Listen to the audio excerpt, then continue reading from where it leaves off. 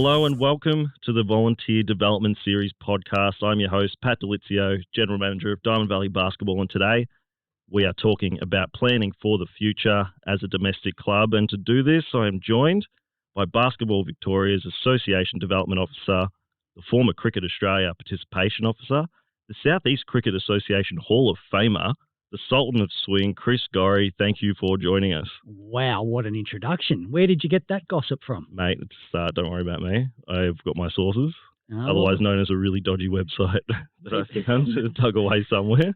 People will tell you that I like to talk about myself, so I'll take that and then we'll move away from me. But you can. How many runs did you score in your career?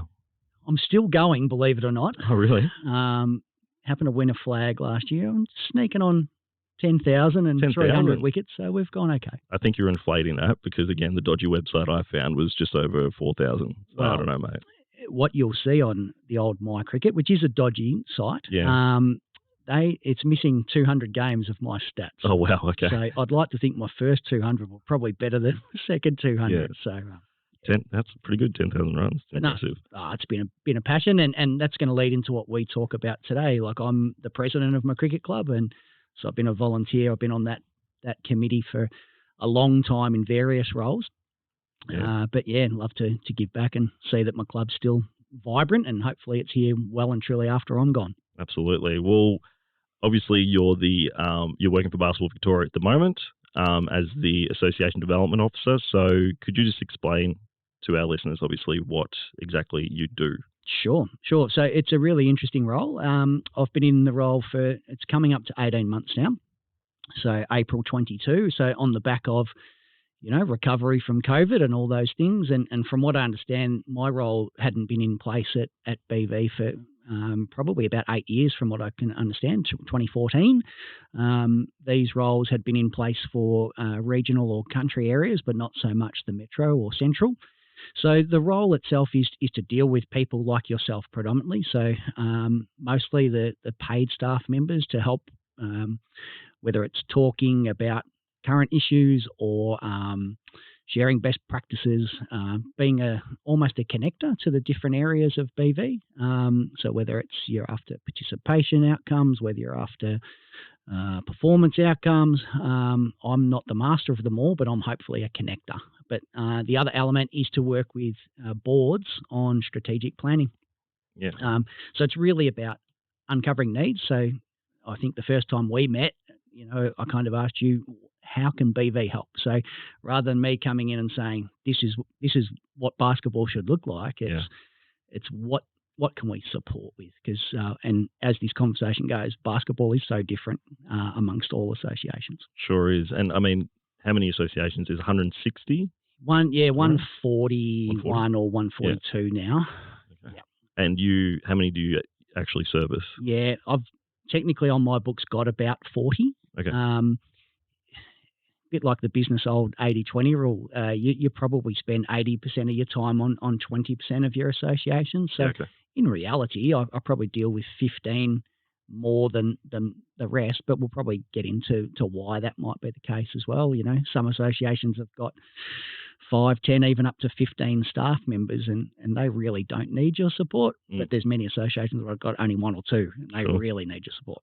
Varying size and demographic and all that sort of stuff. Yeah, number of members, number of facilities they use, not just one. Some have domestic clubs, some don't. There's no cookie-cutter approach to basketball. Absolutely, and it never ends.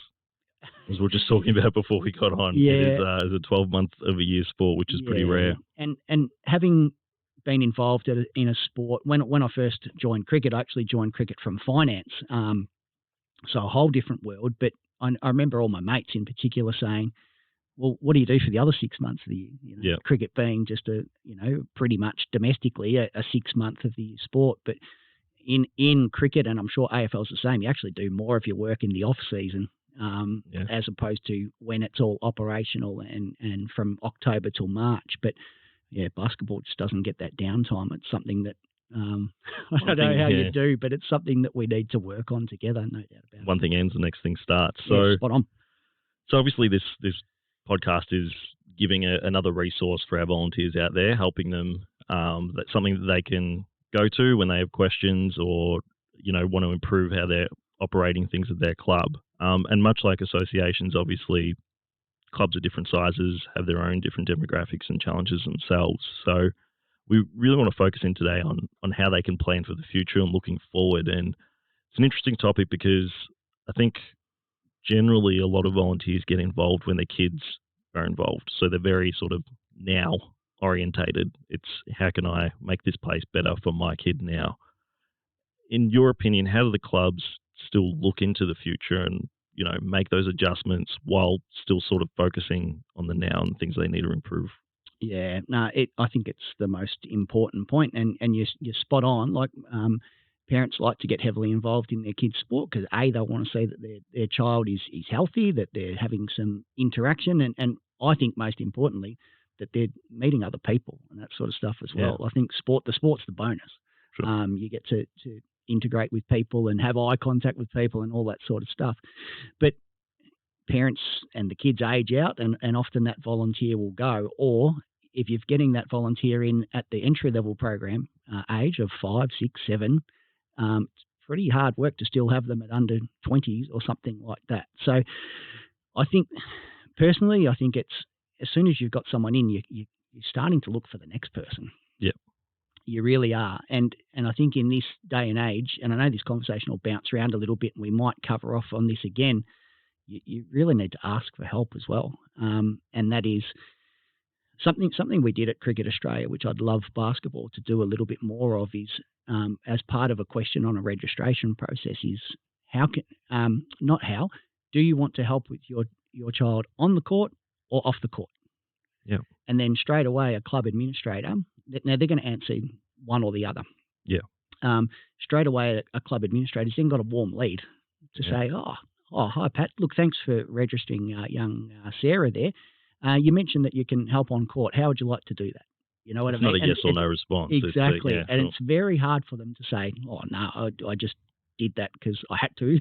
Yeah. And so asking for assistance early is really good. But then trying to make that role a little bit more challenging without it being too onerous. I think if that person might start helping, whether it's at training and helping with some warm-up drills, or hopefully they then become a coach, or they might become a team manager or a scorer, whatever it might be. But then once you've got that person hooked, it's what's the next challenge? So is it coming onto a committee? Is it leading a subcommittee? It can go all different ways. But I think the most important thing is giving them some direction as to what that role might be, without it being a 3-page job description that you're then reading and going, I just want to volunteer because my kid's playing basketball. Do you think PDs or job descriptions or position descriptions are necessary? Overall, yeah. Look, I really do. And again, not war and peace. Yeah. People want to help, but they want a little bit of direction as well. Sure. And if they know that this role involves doing A, B, and C, then they'll more than likely happily put up their hand to and do maybe that. how many hours a week or something like that. Exactly. As well. Some expectations. Yeah. People like yourself in higher positions, you're going to have a full job descriptions. You're going to have KPIs that you've got to achieve. And again, we'll probably touch on that a bit later. But at the volunteer level, hey, we really need you, and it's to do this, this, and this. And if somebody's happy to do that, then you're on a winner. And then it's just taking them on the journey and having them evolve into other roles down the track. And you think that subcommittees for, let's talk about obviously the off-court stuff, because it's really we're talking about committees and boards. And what I see a lot is too much gets left to too few over a long period of time. Yep. And people go, they do an amazing job, like the people in these positions in our clubs, 21 clubs, and it's really hard for me to name anyone that's doing a poor job at the moment. They all do so much work, but it is a really small handful of people that show up year in, year out. So a good place to start, you mentioned a few, but let's talk about maybe subcommittees. So is there anything particular subcommittee that someone can start, or how do you actually get that person in the room to start off with. Yeah, well, absolutely. Well, I think going back to that point of you need to tap people on the shoulder now more than expect that somebody will say, "Hey, how can I help you?" Yeah. So I think as a club member, it's particularly with the juniors, mums and dads most of the time. Sometimes it's a carer, sometimes they might be from single families, whatever it might be. But asking for help is the starting point. Yep. Making them feel welcome and making them feel part of the club. Because if they feel part of the club, hopefully they want to give to the club as opposed to I'm just here to look after the interests of my child. So if you can get them into that whole club mentality, what's our club's vision? What does our club stand for? It's also going to probably go when they're talking to other friends. Hey, my child's involved with this basketball club. You've got to get involved. It's such a good atmosphere. So I think one will tie into the other. So take a step back from that a little bit. So obviously to know what your club's vision is and mission, that's sort of all involved in, I guess, strategic planning, stuff like that. Is that where we're going with that sort of stuff? I think so. Most business will have a vision or a mission statement or something that they want to stand for. I think really good clubs, and I've been involved in sports, a whole range of different sports, AFL, soccer, lacrosse, cricket. All the clubs have had, some sort of vision of what they want to be. And that might just be, you'll use words like community. Hopefully they're using words like community and stripping it back to we're here to have fun and you're here to meet people and you're here to enjoy the sport and that sort of thing. So having what do we stand for? And it could be a little statement. And I know it's something that we do. If I go back to my own situation, as the chair of a board at a cricket club, we start our agenda with our vision. So it's just a constant reminder at our monthly meeting to say, this is what we stand for. Right, now let's get into our agenda. So a bit of a constant reminder. Yeah. Because hopefully all the different reports will then go, hey, what I'm doing here needs to tie into that. Absolutely. It doesn't want to be just a couple of words. And if we do a full strategic plan, they can be 3, 5, 10, 15-page documents, which, they look good on paper, but can we live it? What page was that again that we wanted to focus on participation or whatever it might be? And that can end up in the drawer, and you don't sort of hold yourself account to it enough.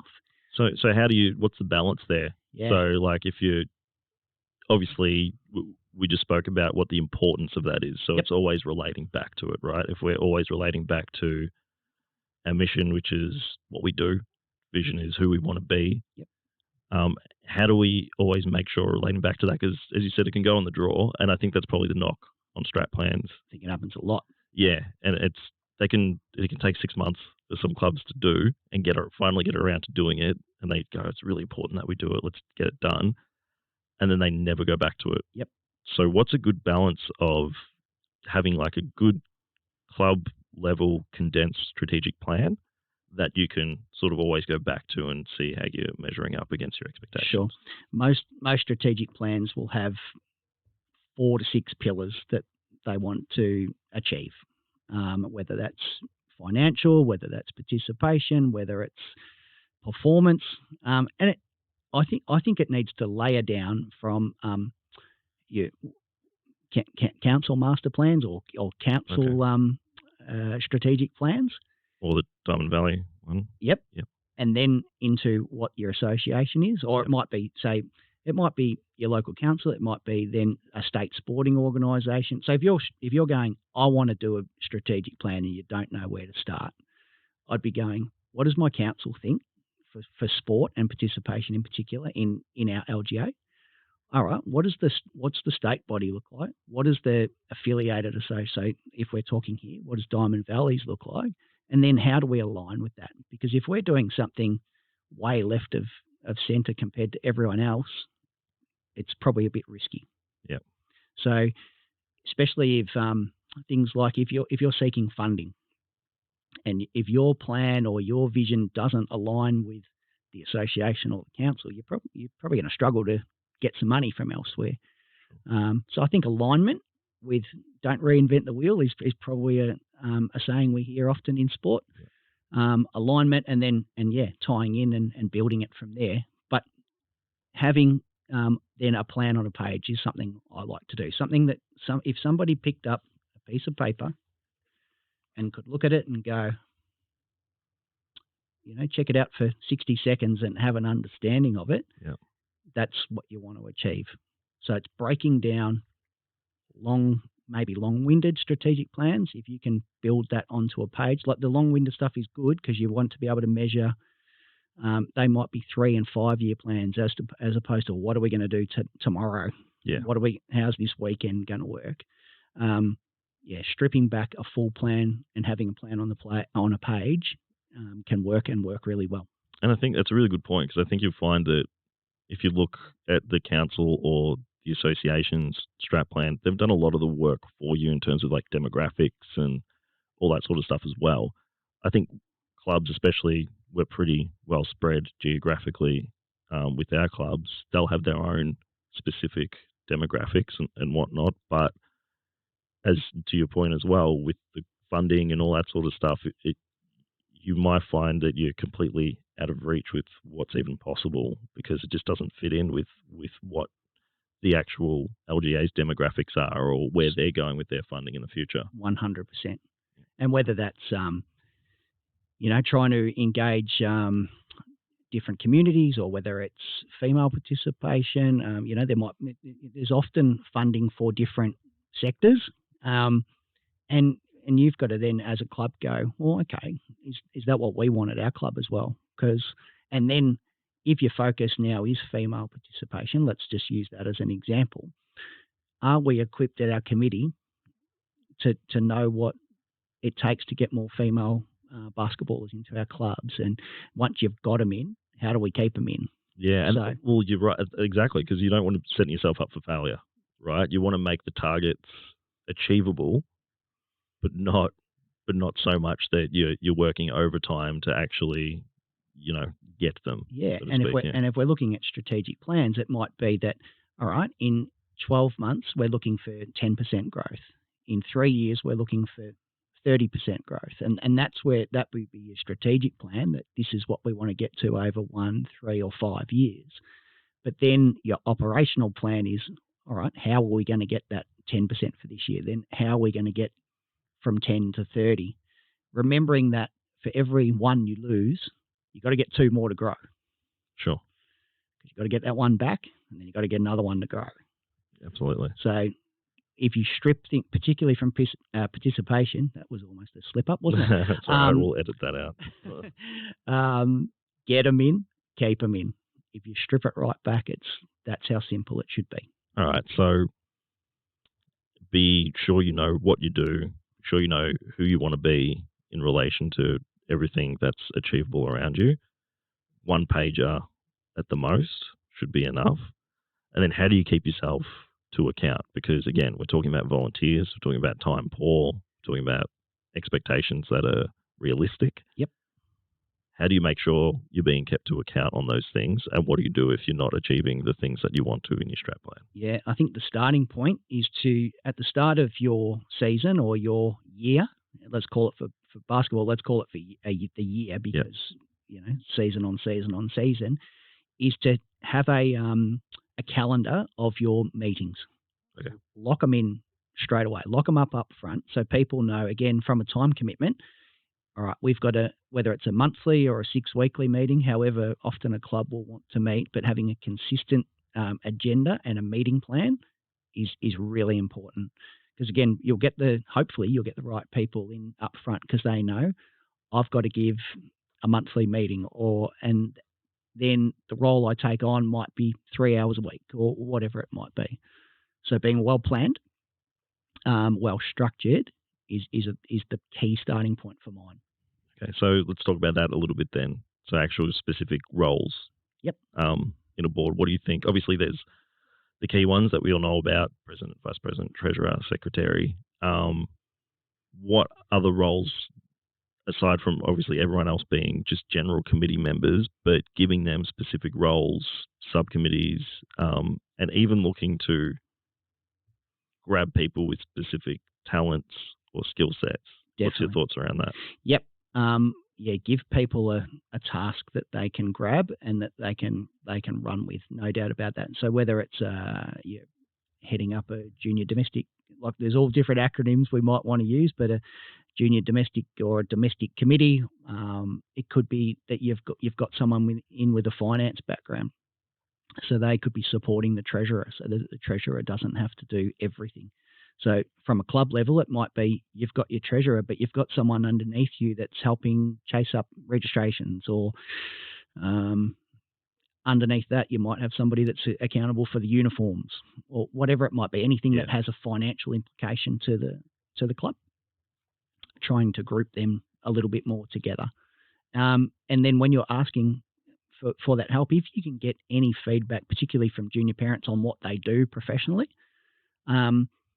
So if you've got a banker that's a mum or a dad, you'd like to think they've got some sort of financial acronym, they can jump in and hopefully help, or be a bit more confident. If you tap them on the shoulder and said, hey, we've got a vacancy that is to do with fundraising, do you think you could help us with that?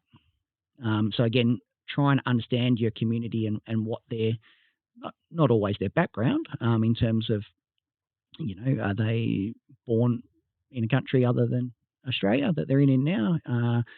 Are they traditional basketball families? Trying to understand what their profession is and how that can help too. It's really important. That might be some information you get upon registration as well. Definitely. Right? Definitely. Because I think a lot of, we don't realise with the size of our communities is the amount of talent out there and what people are doing professionally. And I think sometimes people hide a little bit because they're scared of the commitment. They don't want to tell people what they do. Because, Exactly right. And it's not, you might not get them year one. Sure. But hopefully they've had a great experience. And if you can go back to someone a year on or 2 years on and say, oh, g'day, Matt, great to see you again. Are you still with Commonwealth Bank? That Matt's going to go, oh, I must have made an impression on Pat. Yeah. It just helps build a bit of rapport as well. Might ask them a question. Hey, can I get your advice on this? The board are thinking about doing this. What are your thoughts on it? Correct. And also the other thing is sponsorship dollars are huge for any club or association. And all of a sudden you might tap into someone who's got their own business that's, keen to possibly contribute financially in some way. You just never know if you don't ask. You never know. Try and find out some background. So for you, let's say you're starting a committee from scratch. What would be your ideal sort of skill set mix across that team? Hopefully a little bit of strategic and a little bit operational. Okay. So some that are really more about thinking that medium to longer term, but your worker bees as well. You need your worker bees. And one of the notes I wrote down is the now is important, because if you're not providing a good week-on-week experience, then again, that whole get them in, keep them in is going to be at risk. Sure. Because particularly new families, if they come in and go, as somebody fairly new to basketball, I think basketball is a no-brainer for new people. It's indoors, it's quick. My child is active. They've got to touch the ball. And I've probably been able to sit in the stand in my puffer jacket and have a coffee. So as a new parent to the sport, it's brilliant. Might train once a week. So if they're having a good experience and they can see their child's having a good experience, that's the starting point, and hopefully you've got them hooked. And then it's about getting to know them, and to tie into what we were saying then, how could they possibly help without trying to scare them off? And it might be just that they, in year 2, want to take on a team manager role. Again, they might... Starting off slow and building them into they might be culture. Real statistically minded people. Oh, yeah, and it might be some things like things I hear in basketball is, oh, my child actually got 12 points on the weekend. They were only given 8. Yeah, we hear that one. Yep. I'm sure you have. It happens in cricket as well. Hey, my child was not out, and they're down as being LBW or something. You know what I mean? And that affects their average. But so parents do get heavily invested a lot of the time. Then how can you turn that sort of, that interest into something that benefits the Yeah, club. and that might be without trying to be rude. It's trying to get the right way. Oh, geez, our statisticians have just been under the pump. They've got a lot going on off the court, and we really need some support here. Is that something that interests you? Because, geez, we could use some help. And if that helped get our accuracy levels higher, geez, we'd love to have you on board. Yeah. So, maybe turning something that could have been a negative into a positive. Absolutely. I spoke about before too much being left to too few for probably too long as well. What in your mind is, and usually most committees in their constitution and whatnot have built in how long tenures need to be and whatnot, but what, in your opinion, is a good length of time for committees and boards to be on? Sure.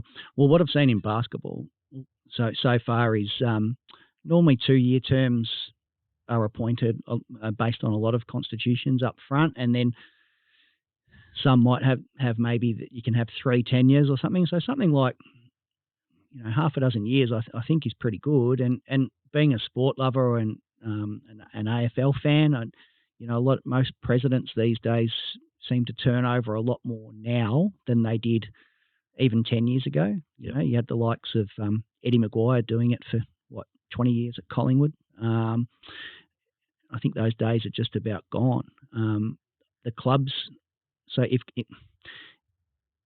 to have those policies in place where you are turning your people over, let's call it every 5 or 6 years, well, it's identifying the next person to take over. Yeah. So that's the second part of the battle. But if everyone knows that, hey, you can only do it for 6 years, we've got to start succession planning from, I would have thought, after that first term, to start to identify who's going to be the person to take over. I think it's good. I think if even if it's shorter or whatnot, you're getting new people with new ideas. I think that's huge. I think for any club, bringing people in that can have a fresh perspective on what's going on, even just those fringe committee members, I think is super important too. It helps, people watch every week, they come every week and they look at things and they have their own opinions. And if they can bring them to a committee that's maybe been together for 4 years and hasn't had much change, can really positively help the club. For sure. And if you're getting somebody that's had good energy for, let's say it was 4 or 6 years, if that was 2 or 3 2-year terms, you're going to get, real bang for buck out of that person, as opposed to if they know they're only doing it because there's no one else to do it, then maybe we're just doing same old. Yeah. Same old. They're not ticking the boxes. Exactly. They haven't got that mindset of growth or trying something different. And you need those fresh set of eyes. Absolutely. Talk about knowing your club. So, again, we always come back to being time poor. Volunteers have a lot going on. They might have multiple kids in the program. They've got full-time jobs, all that sort of stuff. How do you actually identify as a club what you need to do, and what's important for your club? You mentioned really briefly growth. Sometimes growth is not what your club needs, because growth can lead to, obviously, we're talking about getting more players. That leads to more teams. That leads to more training venues, and training venues don't grow on trees. So how do you actually identify what your primary focus should be as a club? Yeah. Really good question. If to tie back into strategic plans, hopefully it's tying into something along those lines. And with growth in particular, well, yeah, you've only got so many courts, you've only got so many time slots. It's not easy, but having, I guess, measurable outcomes here is what you need. So if I'm thinking, so let's take away rep bar. If I'm just a domestic club here, and I'm trying to say to myself, if I'm the president of the local basketball club, what's our optimum goal? So setting some measurable goals, and if that is, I've got scope to have 50 teams, then I want to make sure that I'm building towards having 50 teams. If it's simply not achievable, well, there's no point setting that goal. If I know I've got the capacity to have 100 teams, I don't want a waiting list of 50 teams. Absolutely, yeah. Because A, they're not going to wait around for long. They're going to go find somewhere else to play. Yep. And you need to fill those teams coaches too. Coaches Yeah, aren't easy correct. to find. I need 50 coaches. I need 50 team managers. I need 50 people that probably know how to run the score bench and all that sort of thing. So, yeah, knowing your limitations is your starting point. Absolutely. But once you've got that in, and a couple of notes I'll look down at here in terms of knowing your community is I think communication is then the massive one. So clear communication about whether it's fixturing, whether it's about training venues, whereas I know things can happen and games can get shifted and all that. So you've got to, everyone I think has got to understand that there's some flexibility required with basketball. And I'll dob my my brother in here. He's got a daughter that plays under 10s out in the Frankston district. Mm-hmm. And he goes, what are you doing at basketball? You know, and in the under 8, she just played at 8:30 on Saturday mornings every week, and now she's in the under 10s. She's sometimes at 10, she's sometimes at midday. And I said, well, welcome to the basketball world, you know. But again, whether that was a bit of lack of communication from his club, or maybe he hasn't read what the next step is in the basketball journey, I don't know. But communication is critical. And we've got so many ways we can communicate now, whether it's social media, whether it's the use of a WhatsApp.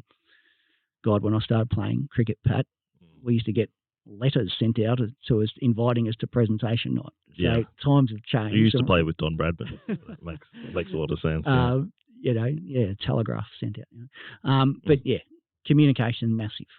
Yeah, and I think there's a bunch of those platforms now, like, you know, Team App and sort of and Block and all that sort of stuff that the clubs can utilize to just help that process. You know, you just type it into one thing in the app and then it goes out to everyone. But letting everyone know up front, this is our primary source of communication. Absolutely. Yeah. So don't rely on a Facebook post. If you know, if it's about the weekly fixture, well, that's going to go on Team App, or if that's going to go on an email, whatever it is, but just be very clear. This is how we're communicating. How do you? I think one thing that you've mentioned to me in the past is always, you know, making sure people are praised and feeling good about what they. How do you balance that? Because you can, I think, be a little bit disingenuous sometimes if you're going too far with it. What's a good amount or a good way of actually showing appreciation to your volunteers? I just think something as simple as thank you on a regular basis is we forget just some common manners sometimes. Sure. Hey, look, really appreciate your help today. That was great. Yeah. And it doesn't have to be a big handshake. It doesn't have to be a hug, but just a few words. Because particularly for a coach, the coach is, you know, herding cats in the under 10s for 45 minutes or 40 minutes, whatever it is. And looking over at Matt, who's under 10s coach. He's doing that. He knows exactly what I'm talking about. And he or she's then go, oh, the game's over. But at the same time, you know, there might have been people just helping with water bottles or whatever it is. But if you can have that little 2-minute powwow at the end of the game, or if you know somebody's gone over and above to help you, just that simple thank you. And then, come the end of the season, people love to get, you know, a little something, whether it's a card that the kids sign or, you know, a voucher for wherever, which parents will always chip in to you know, give something for team managers and all that sort of stuff. But if somebody's gone over and above at annual awards nights and that sort of thing, making sure that, you know, nominations are put forward. If it's for a certain award, some clubs will have a volunteer of the year or whatever it might be. I'd personally love to see more clubs do volunteer recognition on a regular basis. So whether that's a monthly nomination, and it might just be that gets communicated in the club newsletter or whatever it might be, but then that might result in an annual award that, you know, could be named after a club legend or whatever it might be. Great way to recognise the past as well. Yeah, and it doesn't have to be a big financial outlay. Yeah. But people love praise, and it makes you feel good. And it, again, makes you probably be keen to come. If you've got a good award, you're probably coming back next year as well. So very true, very true. I think we'll be close to wrapping up there. Really appreciate you coming in today. I've got a set question that I ask everyone at the end. Yes.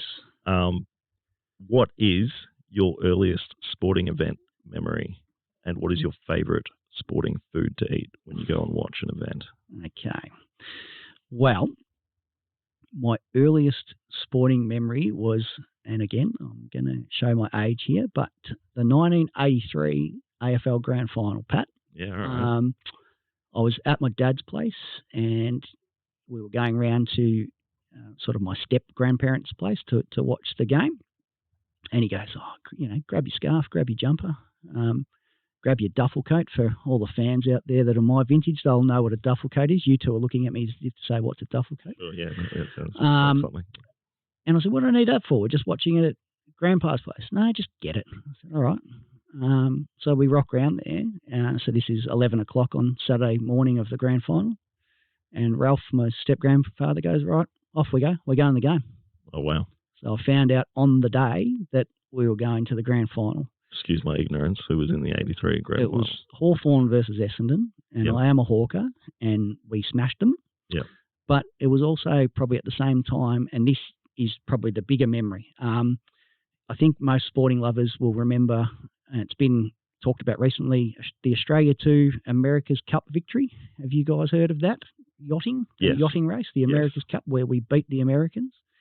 That was like late 80s, though, wasn't it? 1983, Pat. Oh, okay, well, there you go. At the grand final, so in that yachting series, long-winded story, sorry, but it's a good story. Yeah. Feel free to turn off at this point. That's okay. No, go. Have a good night or morning, everyone. Enjoy a cuppa. The Australians were down 3-1 in this racing series, and it got back to 3-3. And at the end of the grand final, they talked about it at the game, and the whole crowd started chanting, "We're with you, Australia 2," because the yacht was called Australia 2. And it was actually quite... Did everyone know that was the chant? How did they know to say that? An MC or something just started it, and then the whole crowd just started chanting, "We're with you, Australia 2." It was unbelievable. That's pretty cool. A little sporting sort of memory that I'll never forget. But look, from a personal level, I got to play a game of cricket with my two sons. That was pretty cool. Oh, that's awesome. We got smashed by 200 runs, but my little bloke took a catch off my older bloke. Oh, nice. Yeah. And I was the fielder, and I was crying by the time I got to him. And so that was pretty cool. And food. Yes. What do you go? What's your staple? You rock up to a game. Do you bring anything? Are you a sandwich guy? No, I'm not a sandwich guy. No? I'm probably a hot dog man. Hot dog? Yeah, I'm a hot dog man. Sauce. Yep. All right. Yeah, I think I'm a hot dog man. Okay, we got to find some more creative responses here. But literally 3 in a row. They've been pretty average at best. Come on, mate. I expected more from you. Expected something out of left field. We haven't got too much gourmet style food at the. That's true. Right, if I was at Diamond Valley this week, and I go up to the canteen, I'm going to put this back on you. Don't get me started on our What am I having? All right, we have no control over our canteen. Oh. So you've hit a sore spot there. All right. Oops. No. If you're asking me, it's homemade schnitzel sandwiches. Right. So footy has always been a staple of my family. Yeah, okay. So, are you a donut man after the game? Not so much. Matt, I feel like, Matt's a big donut guy. Yeah, okay. Yeah. Well, okay. So I had the best response out of the 3. I'm going to change that up now. We'll think of another one. Right. You've disappointed me. But in terms of the whole podcast, you've been awesome. So it's been good fun, and really appreciate the opportunity to come in and have a chat. No, thank you so much, mate. Appreciate the time. Appreciate everything you've done the last year as well. You've been absolutely awesome to bounce things off.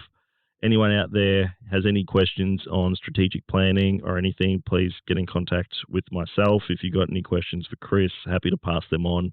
And I know that he'll get a response back because he's fantastic like that. Thank you all for listening today. We'll be back in a couple of weeks with another episode. Thanks again, Chris. No worries. Thank you. Cheers.